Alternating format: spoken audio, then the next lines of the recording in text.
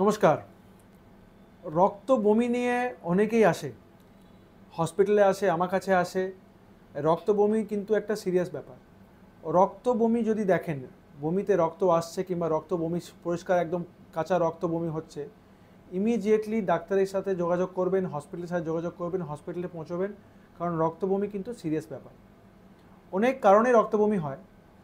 কিছু কোনো কোনো আলসারে, খাদ্যনালী পাকস্থলীর আলসারে রক্ত বমি হয়।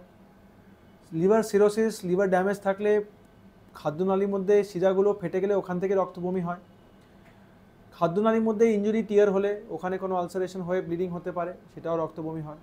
তো রক্ত বমির কারণ অনেকগুলো, কিন্তু অনেক পেশেন্টের রক্ত বমি হওয়ার আগে কোনো কোনো সিমটম, কোনো টেরি পাওয়া যায় না যে ওনার কোনো কষ্ট চলছে।